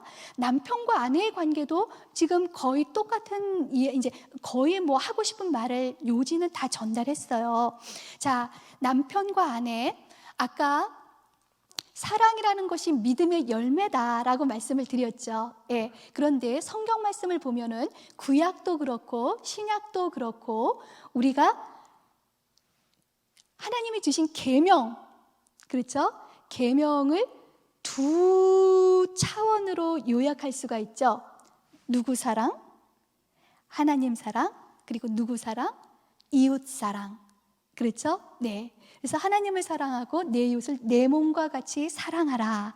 그래서 그 이웃 사랑을 하나님이 명령하셨는데 그때에 제일 먼저 봐야 할 이웃이 누구다? 아내라는 거예요. 예. 또 아내층에서 보면은 남편이 되는 거죠. 예. 어디에 가족 버려두고 어디 가서 막 이웃사랑 실천한다고 막 이러지 말고 먼저 아내와 남편부터 사랑하라. 그게 첫 번째 이웃 사랑의 실천 대상이다. 이렇게 이야기를 하는 거예요. 그러면서 이제 1519년에 쓴 결혼에 관한 설교에서 세 종류의 사랑을 이야기를 합니다. 그 첫 번째의 사랑이 뭐냐면은 잘못된 사랑이다. 이게 이제 우리 한국 사회에서도 많이 볼 수 있을 것 같은데 이제 드라마 보면은 그런 이야기들 많이 나오잖아요. 그 자기의 출세를 위해서 자기 자신을 위해서 다른 사람을 이용해 먹는 것, 그 중에 하나가 이제 상대방을 진심으로 사랑하지도 않는데도 자기 자신의 출세를 위해서나 어떤 이런 것들을 위해서 상대방에게 접근해가지고 결혼을 하는 이런 건 잘못된 사랑이다. 그게 그냥 이 시대의 이야기만이 아니라 이미 16세기에도 그리고 인류 역사에 뭐 그런 이야기들이 비일비재하잖아요. 그런 건 잘못된 사랑이다. 그 다음에 이제 자연적 사랑이라는 게 있다. 그건 뭐냐면은 이제 부모와 자녀 사랑, 부모와 자녀, 그 다음에 이제 형제 자매 간에, 그 다음에 이제 친척 간에, 친구 간에 이런 사랑들은 자연스러운 사랑이다 이야기를 합니다. 그 다음에 이제 세 번째로 가장 아름다운 사랑이 있고 가장 순수한 사랑이 있는데 그게 바로 뭐냐면은 부부 사랑이다 이렇게 표현을 하고 있습니다. 이게 이렇게 말로만이 아니라 현실 속에서도 이런 예들을 많이 볼 수 있으면 좋은데 이게 실제로 이렇게 말은 하고 있지만은 이게 그렇게 쉽지 않더라고요. 네. 그 다음에 이제 이 부모의 역할인데요. 아까 이제 담임 목사님께서도 그런 말씀 많이 해주셨어요. 이 교회가 앞으로 지향해야 할 방향이 이제 두 개로 그렇게 정립이 되었다. 그래서 하나는 이제 가정교회, 가정을 교회로 세우는 것. 그다음에 이제 두 번째는 인터넷 교회. 이렇게 이제 말씀을 하시더라고요. 그래서 이제 코로나19 사태를 이제 경험하면서 많은 교회들이 그렇게 이제 방향을 재설정하고 있지 않는가 생각이 되는데요. 저도 그래서 그 가정을 다시 세워야 된다 이런 걸 이제 많이 강조하고 있습니다. 그런 차원에서 이제 이 루터가 해주는 말이 굉장히 중요한데요. 자, 부모가 여러분 그 만인 제사장론이라고 들어보셨죠? 만인. 이게 만인이 이게 이제 번역이 조금 그런데 사실은 all believers, 그러니까 모든 믿는 자들, 그냥 만인, 믿지 않는 자를 포함한 만인이 아니라 모든 믿는 자들은 제사장이다. 이 이야기를 하는 거예요. 그래서 부모는 자 이제 가정과 결혼이 하나님께서 제정하신 것이다. 그렇게 높여 놓았죠, 위상을. 그리고 결혼도 하나님께서 제정하신 것이고 하나님께서 하나님의 섭리고 그래서 이 성적인 어떤 욕구 이런 것도 가족 부부 사이에 아름다운 모습으로 그게 표출이 되는 거고 이런 이야기들을 하면서 가정을 굉장히 높여 놓았어요 지금. 그런 상태에서 부모가 제사장 역할을 해줘야 된다. 부모가 제사장 역할을 해야 된다. 자, 아까 제가 말씀드렸죠. 아까 피라미드 2개 기억나시죠? 거기서 성직자 계급만이 제사장이 아니라 사제가 아니라 모든 믿는 자. 그래서 루터는 이 피라미드 이 구조를 완전히 다 산산부셔 놓았어요. 그렇게 하고서 모든 믿는 자, 교회는 성도의 공동체고 모든 믿는 자가 성도가 다 제사장 역할을 해줘야 된다는 겁니다. 요게 이제 좀 더 깊이 있게 드릴 말씀이 있지만은 이제 시간이 몇 분밖에 안 남아서 그래서 성도가 제사장 역할을 해줘야 된다. 근데 여러분, 제가 이런 이야기를 많이 들어요. 요즘 부모가 자녀 신앙 교육을 포기했다라는 말을 너무 많이 듣습니다. 그걸 그냥 교회에서 알아서 해줄 거라고 그렇게 위탁 교육. 근데 교회도 제대로 못하고 있잖아요. 그러니까는 교회도에서도 안 되지, 가정에서도 안 되지. 그러니까는 여러분, 저는 한국 교회가 하나님께서 이 사회에 복음을 전파해 주심으로써 우리가 영적으로나 정신적으로나 물질적으로나 얼마나 많은 축복을 받았습니까? 근데 지금 다음 세대 교육이 안 되고 있어요. 다음 세대 교육이. 교회마다 지금 굉장히 혼란스러워요. 코로나19 때문에 그게 더 지금 텅텅 비고 있어요. 우리가 책임져야 돼요, 여러분. 다음 세대의 신앙의 유산이 계승이 안 되면요, 우리가 책임져야 돼요, 하나님 앞에서. 근데 이 교회, 예수향남교회는 이렇게 가정교회를 다시 세우고 다음 세대 교육을 위해서 여기 대한학교도 있고, 너무 귀한 것 같습니다. 그래서 자녀 교육을 책임져 줘야 된다. 그리고 여기서 이제 또 잘못된 사랑과 올바른 자녀 사랑을 이야기를 해주고 있는데요. 여러분, 잘못된 자녀 사랑은 제가 말 안 해도 너무 잘 아시죠? 주변에서들 이야기 많이 듣지 않습니까? 드라마를 봐도 정말 눈먼 자식 사랑, 이런 것 때문에 정말 법도 지키지 않으면서 그렇게 자녀를 자기 자녀만 위해서 이렇게 하려는 어떤 그런 모습들, 그런 거는 다 잘못된 자녀 사랑이라는 거예요.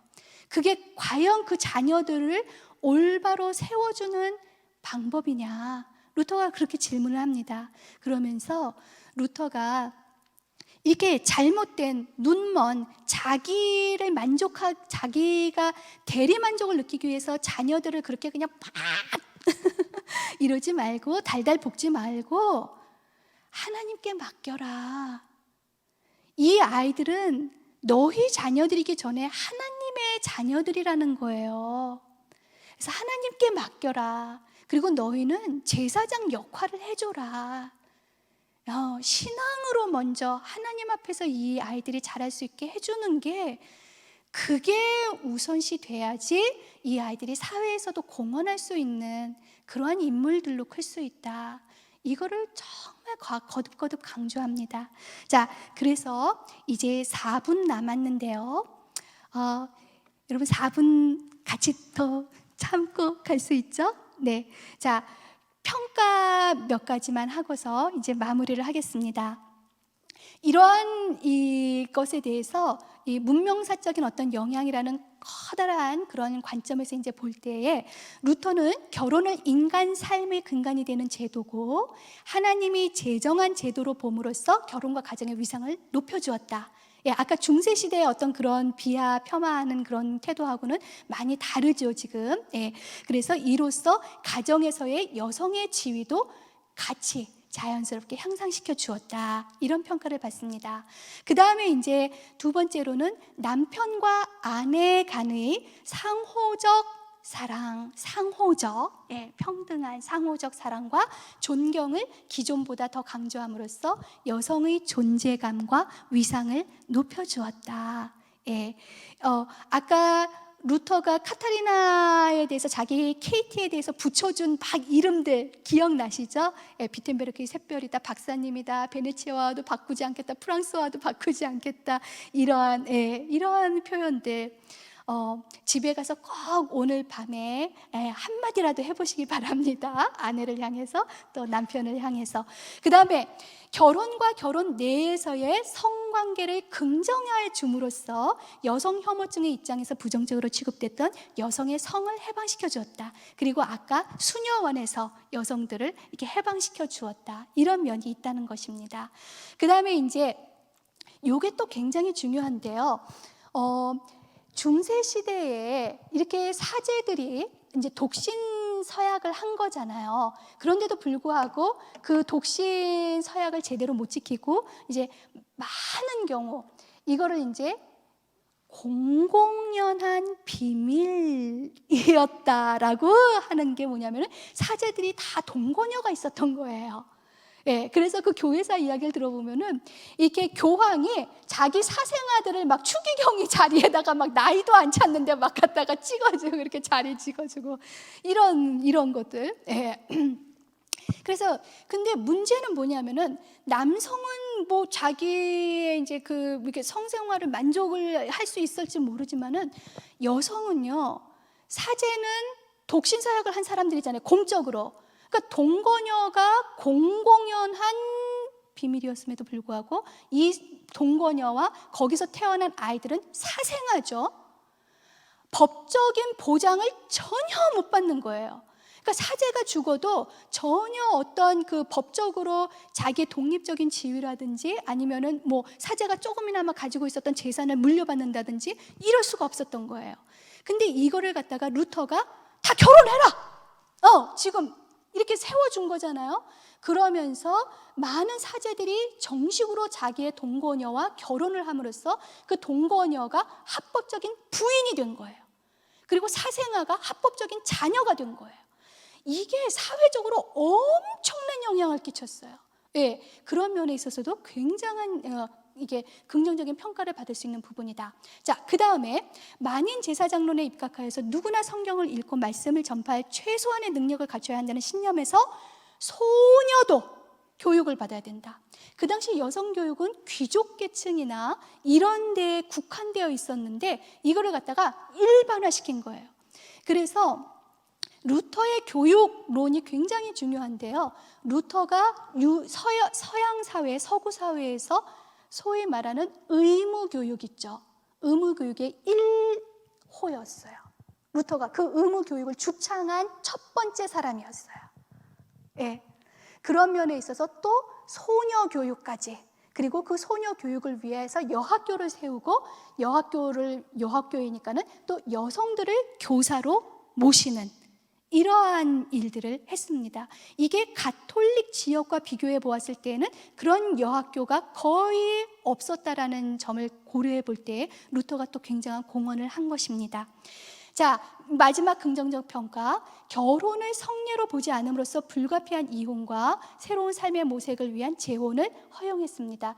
여러분, 가톨릭에서는 결혼이 성례이죠. 그래서 이혼을 아직도 공식적으로는 허용하지 않는 거 아시죠? 가톨릭에서는 공식적으로는 허용하지 않습니다. 그런데 이거를 풀어준 거예요. 예. 그래서 정말 그 당시에 오히려 이런 그 남편으로부터 이렇게 막 학대받고 그다음에 남편은 막 계속해서 바람 피우는데 여성은 거기에 계속 종속되어 있어야 되고 이런 상황들이 굉장히 많았거든요. 근데 루터는 결혼을 성례로 보지 않음으로써 불가피한 경우, 정말 불가피한 경우에는 이혼을 허용한다. 예, 그리고 재혼도 새로운 삶을 위해서 허용해 주었습니다. 이걸 통해서 여성의 인권을 많이 향상시켜 줄 수 있었다. 이제 이런 부분 오해는 하지 마세요. 그냥 뭐 마음대로 이혼해라 이거 절대로 아닙니다. 네. 그다음에 이제 마지막입니다. 다만 이제 부정적인 평가도 있는데요.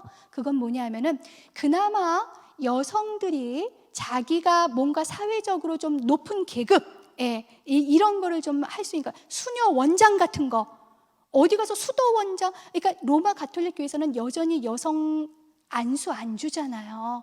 그러니까 지도자로 설 수 있는 방법은 일반인으로서밖에 없거든요. 그런데 성직자로서 이 높은 지위를 차지할 수 있는 것이 수녀원에 들어가서 계속 올라가면 수녀 원장까지도 될 수 있는 거거든요. 그리고 거기서 이제 나름대로의 특권을 누리면서 교육도 받고.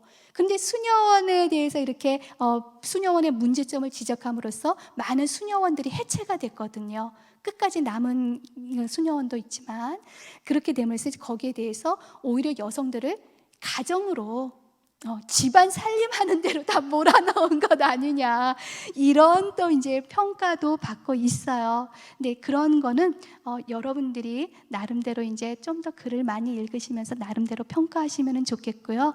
저는 다만 정말 우리 사회를 생각하면서 가정의 소중함, 그다음에 결혼의 소중함, 또 자녀에 대한 우리의 그리스도인으로서의 책임, 이런 것들을 루터를 통해서 다시 한번 생각하고, 그 다음에 좀 더 넓은 측면에서는 16세기에 루터의 프로테스탄트 개혁을 통해서 이렇게 문명사적인 큰 변화가 있었구나.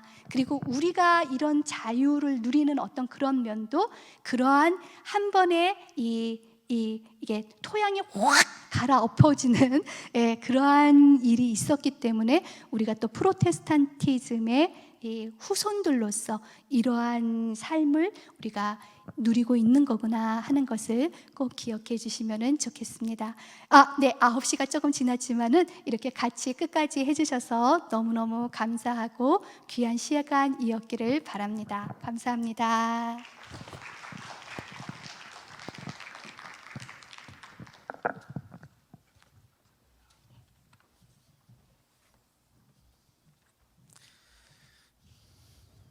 네, 500년 전 루터의 이야기에서 저희들의 가정까지 좀 돌아볼 수 있는 의미 있는 시간이었던 것 같은데요. 저 다시 한번 교수님께 감사의 박수 좀 부탁드리겠습니다. 네, 감사합니다.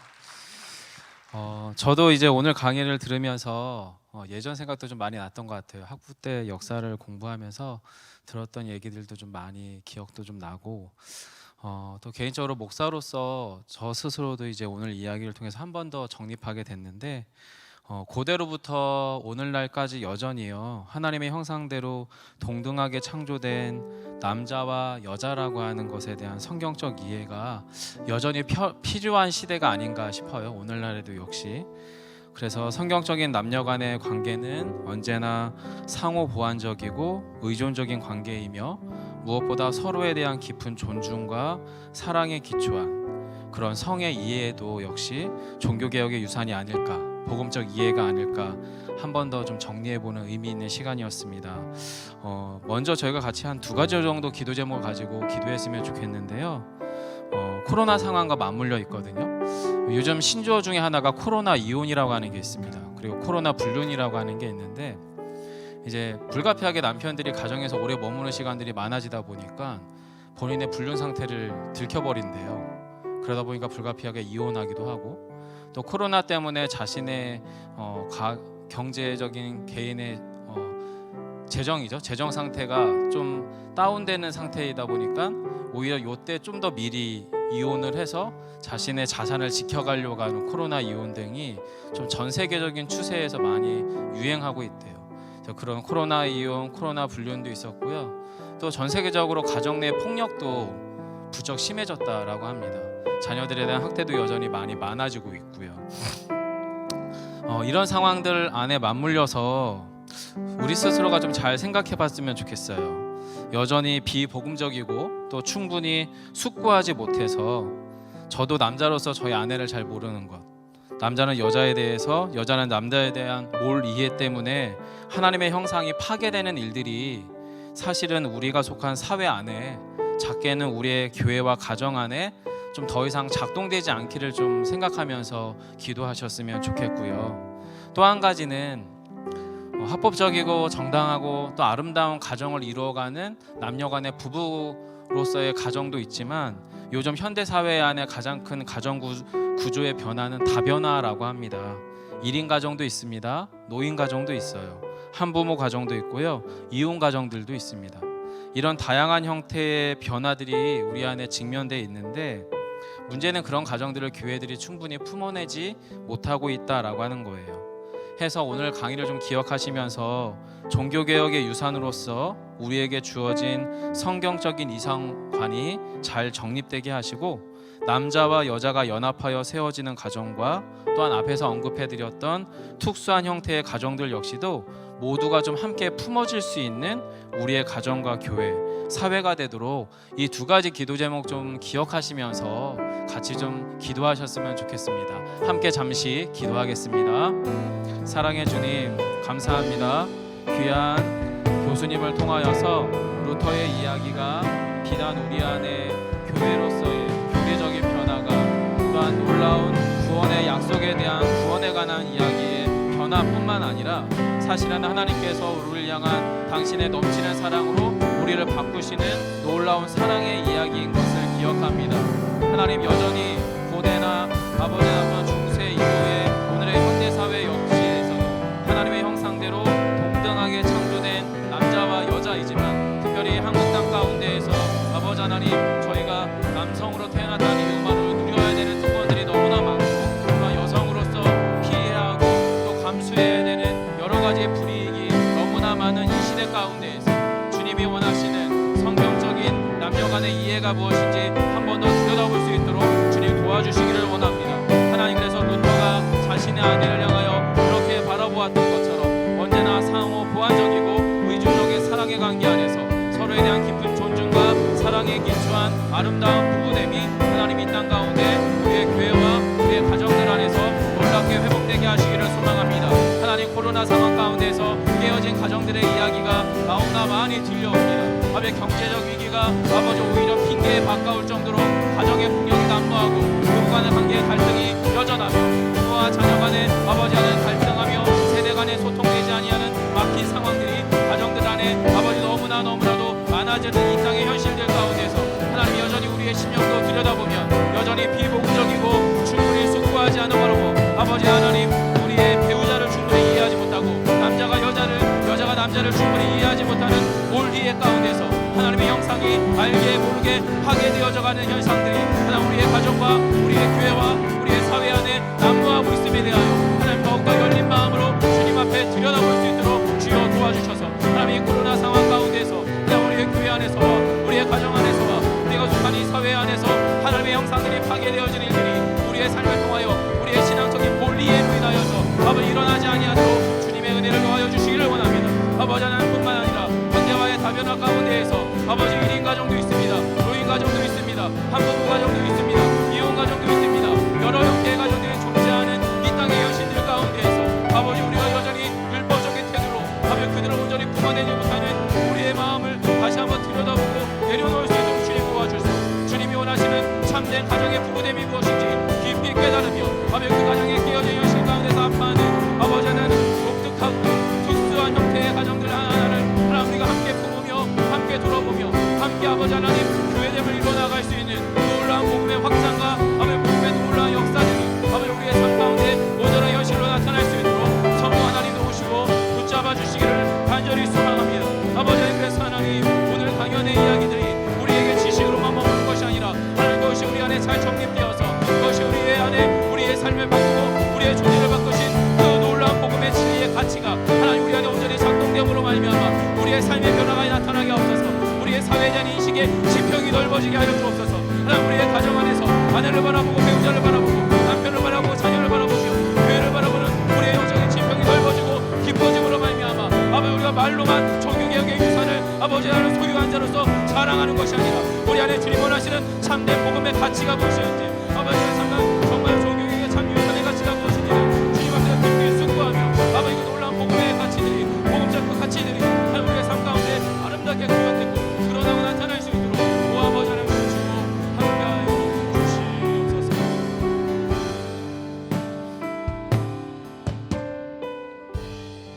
주님 감사합니다.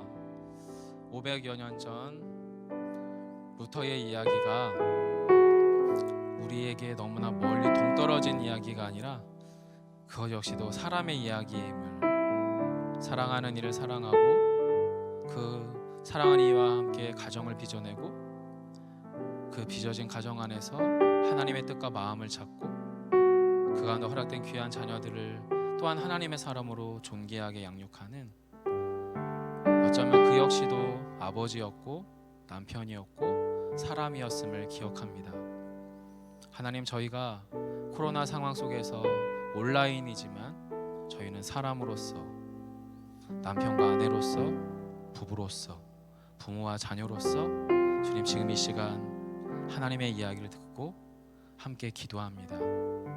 주님, 저희가 그러한 사람이 되게 하옵소서. 그러한 부부가 되게 하시고 그런 부모와 자녀가 되게 하시기를 소망합니다. 머리에만 멈추는, 머리에만 가두어져 있는 복음적 교리가 아니라 우리 안에 복음적 삶으로 연결되어지는 놀라운 영적인 도전이 오늘 이 밤 이 강연에 참여한 모든 지체들과 우리 성도들의 삶의 자리에 나타나게 하여 주시옵소서. 마지막으로 저희 교수님도 또 저희 담임 목사님도 누차 이야기하는 부분인데요, 코로나 상황을 통해서 하나님께서 이 시대 교회에게 심어주신 믿음의 도전과 부르심이 있어 보입니다. 바로 가정의 교회됨입니다. 또 우리의 삶의 교회됨입니다. 가정 안에서 부모와 자녀가 함께 복음과 또한 그 복음으로부터 나타나는 복음적 삶을 공유하고 전수하는 진정한 종교개혁의 역동이 우리 자신과 또 우리 자신 안에서 무엇을 변화시켜야 할지를 주님께 좀 깊이 질문해 보셨으면 좋겠습니다. 온라인 강연으로, 영상으로 이 강연에 참여하시는 성도 여러분들도 오늘 여러분에게 허락된 이 가르침을 통해서 여러분의 가정을 품고 기도해 주십시오. 여러분의 자녀들을 품고 기도해 주십시오. 여러분의 가정이 교회되도록, 나의 삶이 교회되도록, 그렇게 교회된 우리가 예수 향남 교회될 수 있도록 주님, 우리가 우리 안에서 무엇을 바꾸어야 할지를 주님께 여쭙고 우리의 가정과 우리의 교회를 주님께 올려드리면서 저희가 한 3-4분 정도 함께 기도하시다가 다시금 우리의 일상으로 돌아가도록 하겠습니다. 마지막 함께 기도합니다.